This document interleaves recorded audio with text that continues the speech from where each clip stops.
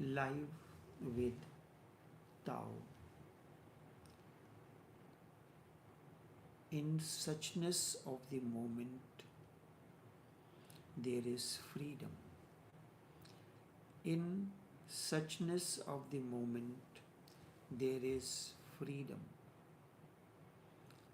The past has happened. It stays in you like a shadow. You can relate to it, or you can remain unrelated to it. The future is not yet born, is not yet created. So these are the two shores. When you are in the suchness of this moment, this very moment, in that moment, the past is not there. You are completely disconnected with the past, unrelated, and future which is not created. So there is freedom. These techniques have nothing to do with religion, because religion is always opposed to animal, and this creates a conflict. Religious understanding, religious belief systems create conflict in you always. So if you are really religious, you are bound to become schizophrenic. You will be split between the animal in you, which has been your past. You have known it. You have lived in a particular way, and the future which is not yet born, uncreated, one that is past and one that is future. You are moving from one position where you are to where you want to be, from your location to your destination. Your location is present. Your location is the animalistic nature in you, your lust, greed, anger, frustration, but you want to move from here. So when you go in any of the apps that they give you the directions, like maybe Google Map or Waze, so it asks for the location. It always looks at your location, and then it gives you the other thing where you have to go. So your location is based on the past, your anger, your frustration, your lust, your greed, your lack of, and when there is frustration, it is because of lack of fulfillment. So these techniques have nothing to do with religion in any sense, because religion is always opposed to the animal, and this creates such conflict in you. So if you are still religious, that will create a schizophrenic situation in you, and you will be split. All the religious civilizations are indeed religious, are indeed split civilizations, and they create neurosis because they create an inner conflict. They divide you into two. One part of your being becomes enemy, then the whole energy is dissipated fighting with yourself. You are this kind of a conflict you always face. You are simply going to a market, you are thirsty, you are indecisive whether to drink take this or that, whether to take a fresh fruit juice or other things. There is a conflict. So this always happens, and your whole energy is dissipated in fighting with yourself. You are going somewhere, and on the way you are thirsty. You are indecisive whether to take a fresh juice or the other, and thus your energy remains in fighting. This is just simple an example, and many such examples comes in when it comes to the various choices. Tantra is not religious in that sense because it does not create conflict in you, and it does not believe in conflict, in any violence or anything, and it does not say, and Tantra says there is no need to fight with anyone. Just be aware. Be aware means whether fresh juice is beneficial to the soft drinks. So there is no need to be aggressive and violent with yourself. If at any point you feel that you would have liked to have a soft drink, without any conflict you can challenge yourself. But you have to be aware how to maintain your health. In order to maintain your health, you have to take those factors into account. So you do not need to be aggressive and violent with yourself. This is simple example, but situations that come in life are slightly different. Just be a witness, a watcher. In the moment of witnessing, you are neither. Both the faces disappear. The animal disappears, the future, the past disappears, the future which you want to be disappears. So if you are moving from one place to another and you are using the travel app, and first it asks you for your location, allow your location, and then asks for where to, means your destination. So when you start driving, you forget your location, you forget your destination, your focus is on what the app is telling you to follow the route. It says it follows the route, drive 800, drive straight 800 meters and then turn right.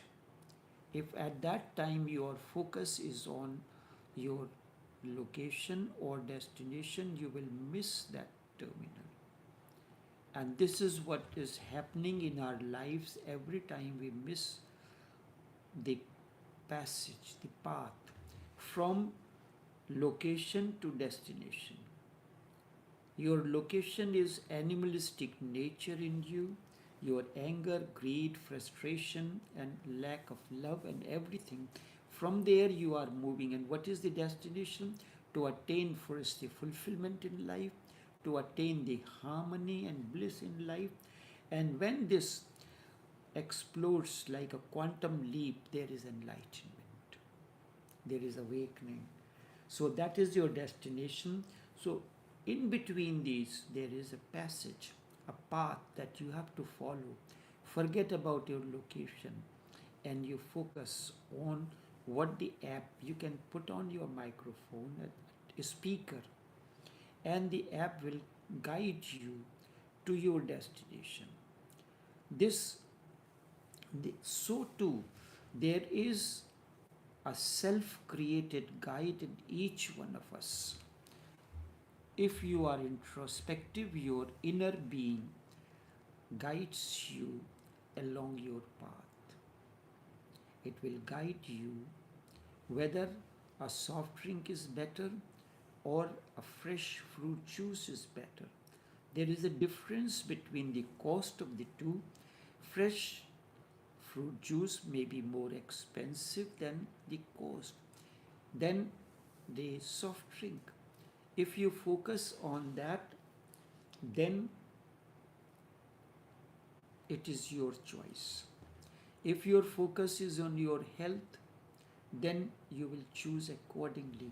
Now, do you want to remain in animalistic nature, guided by greed, anger, frustration, or you want to transcend beyond that, attain to the state of level of health, harmony, and bliss within? So then you have to be aware, you have to focus not on the location or the destination, but the path that is being guided to you, that you are being guided to from your intuitive insight. Just be aware. Don't be aggressive and violent with yourself. Be a witness, be a watcher, just like at that moment. There is no conflict between location and destination. Location you are leaving, destination is the one where you are reaching. These are temporary. But in case of life, you are using a path along the spiritual path. In the moment of witnessing, you are neither, both faces have disappeared. Now the moment you have already set the destination in the app. And if you do not set your location, it will not be able to give you the distance, it will not give you the time, it will not direct you. So you have forgotten both after initially started the app, put on your speaker. Now you listen to what this app tells you to follow the path that you have to follow from location to the distance, to destination. In the moment of witnessing, you are neither the location. In the passage pathway, you are neither the location nor destination, so you are simply a traveler. In that moment of witnessing, you are not human, you simply are. The both have disappeared. You simply are, you exist without any label of location or distance or destination. You exist without any name, you exist without any category, you are without being anyone in particular. There is simple emness. Now, having given the example of the travel app, so these techniques are for that pure being to reach to the destination. Suppose you contemplate something, and that which you contemplate is beyond perception, beyond grasping, beyond not being you. So you are contemplating on something which is beyond your perception, you cannot imagine. You are contemplating on a particular position, a particular situation, which is beyond your perception beyond your experience. You have not experienced it, so it is beyond your perception and beyond your grasping. So something which is beyond your grasping, or you cannot grasp, you cannot imagine, that particular situation or particular position, beyond not being you. Suppose you contemplate something beyond perception, that which cannot be seen, you cannot be, which cannot be perceived, means any situation. You contemplate something beyond perception which cannot be seen, which cannot be perceived. You can simply imagine something which cannot be seen. So that is what imagination is. You are imagining the situation. Imagination is always of that which can be seen. So you are imagining, means that which can be seen. How can you imagine something? How can you suppose something which cannot be perceived? That which you can perceive, only that you can imagine. You cannot even dream something which is not capable of being perceived. You dream something which can be perceived. That is why even your dreams are shadows of reality. Even your imagination is not really pure imagination, because whatsoever you can imagine, you have known somehow. You can create new combinations, but all the elements of the combinations are known and perceived. You can imagine a golden mountain flying in the sky like a cloud. You can imagine a golden mountain flying in the sky like a cloud. You have not perceived such a thing ever. But you have perceived a cloud. You have proclaimed a mountain. You have perceived gold.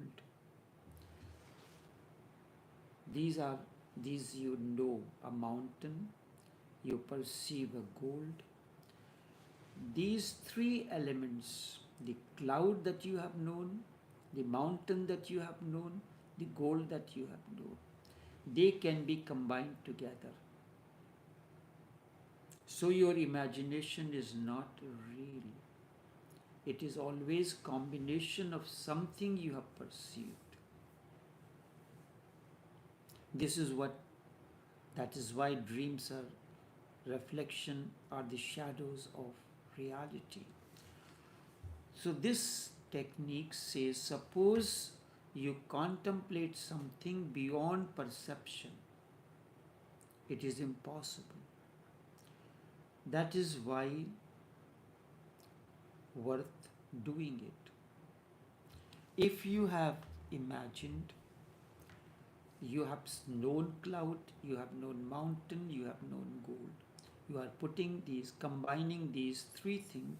You are seeing a golden mountain floating in the sky like a cloud. But it will not lead you anywhere. Suppose you contemplate something beyond your perception, it is impossible. But because it is impossible, that is why it is worth doing. Because in the very effort, something will happen to you. You are going into an difficult situation. Not that you will become capable of perceiving. If you try to perceive something which cannot be perceived, all perception will be lost. In the very effort, if you try to see something which you have never seen, all that you have ever seen or known will disappear. If you persist in effort, continue, this is what research is. many images will come to you, many possibilities will come to you in the form of imagination. You have to discard them because you know you have seen this, this can be perceived. Maybe you may not have seen it actually as it is, as you are perceiving a particular position, a particular situation. But even if you can imagine, it can be perceived. Whatsoever you imagine, that can be perceived, that is part of your perception. Go on discarding that.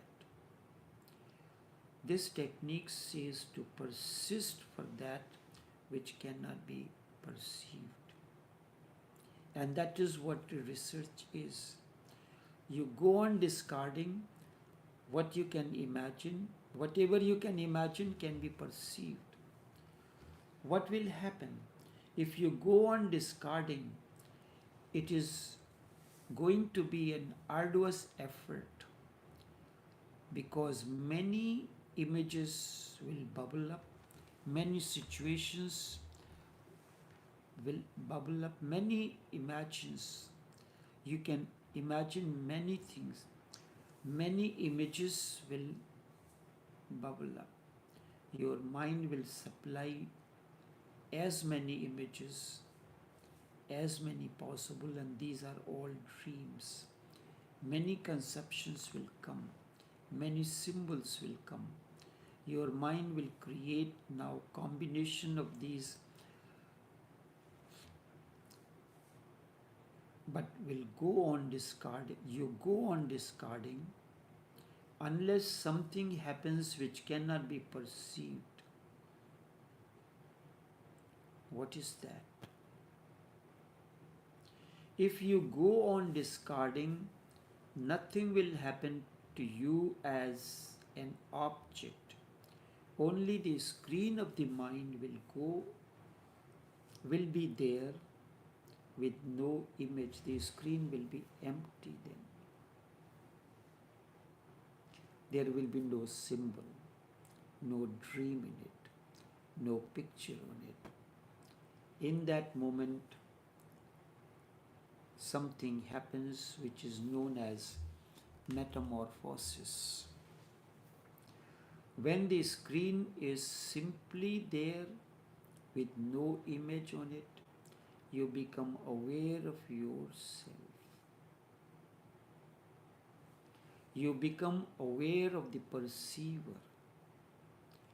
Then there is nothing to be perceived. The duality of perceiver,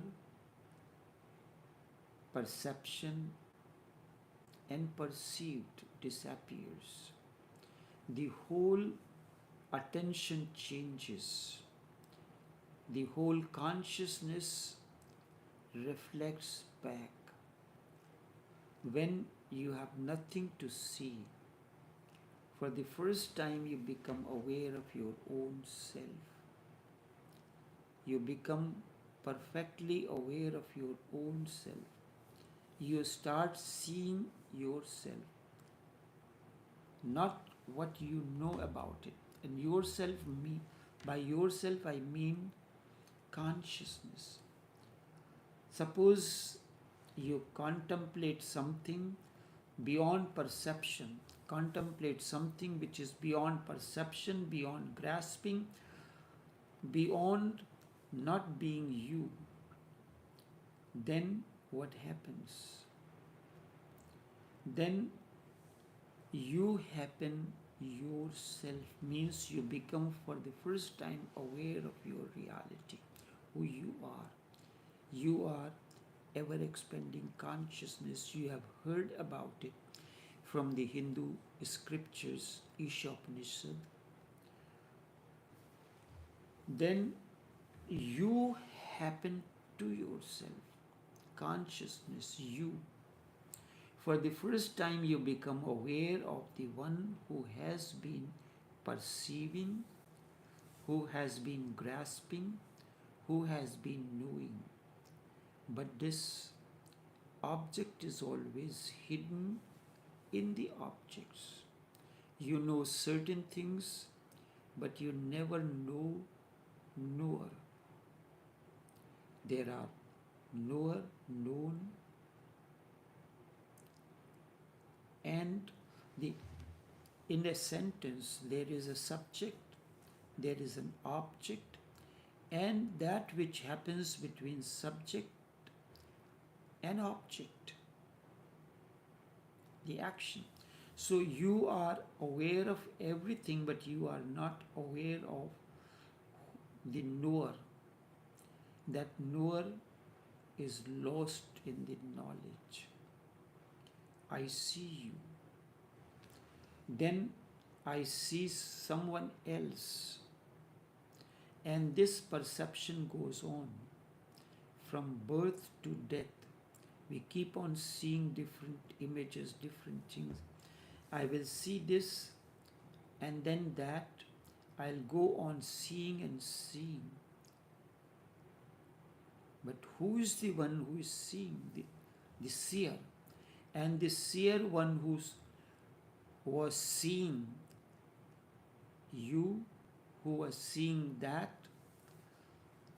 is forgotten. It is lost in the crowd. The crowd is object and the subject is lost. So your focus is on all that you see in the market, in the showplace. When you are walking through a busy marketplace, you come across in front of you an electronic shop.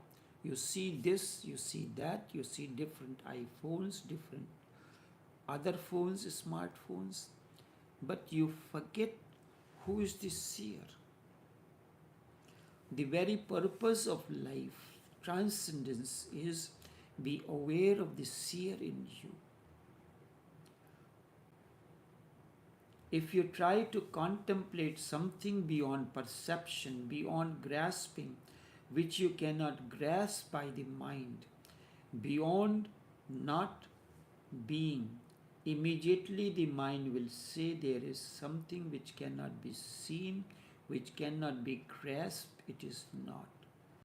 The mind will immediately react that if something is not seeable, not perceivable, not graspable, then it is not. The mind will say something which cannot be perceived, which cannot be imagined, which cannot be seeable, which cannot be grasped, does not exist. So that is the situation. You cannot see consciousness, you cannot perceive it, you cannot grasp it, so there is nothing like consciousness. Do not become a victim of the mind. Go beyond the mind. That is why the process of transformation begins when you go beyond the mind, beyond the perception. Beyond perception, beyond grasping, and beyond not being. There is beingness and non-being. The mind will say that this is nothing, this cannot exist, this is not being. The sutra says, the technique for transformation says, do not believe it. There is something which is being beyond, and that is non-being, which exists but cannot be perceived, which cannot be grasped by human cognition. You cannot perceive yourself, can you? You can see everything, but you cannot see yourself. And what you see yourself in the mirror is not you, it's a reflection. You can imagine any situation which you can encounter yourself, in which you can know yourself. You can go on using the word for this as self-knowledge, which is absolutely absurd, but we go on using the word self-knowledge. It is absurd because you cannot know the self. Self means you. The self is always the knower, that which knows. It cannot be reduced to the known. It cannot be reduced to an object. That seer in you cannot be reduced to an object. You can see this, you can see that, you can see persons, you can see objects and beings, but you cannot see that which is seeing everything. For example, if you think you know the self, then the self that you know will not be your self, but one who is knowing the self will be the self. Let me take this example. If you think you know the self, then the self that you know as self will not be your self. Your two words will not be your self, not yourself. It will be something else that you are seeing. But the one who is knowing the self will be the self. So two things is, you are perceiving and you are knowing. You will always remain the knower. You cannot become the known. You cannot put yourself in front of you. You will always recede back. Whatsoever you know cannot be your self or your innerness. This means you cannot know it. You cannot know it the way you know other things. So, knower of your inner, the way you know your innerness is totally different than the way you know other things. You know the objects and beings in one particular way. And the way you want to know your innerness, your consciousness is different. Enough for now. We'll continue in tomorrow.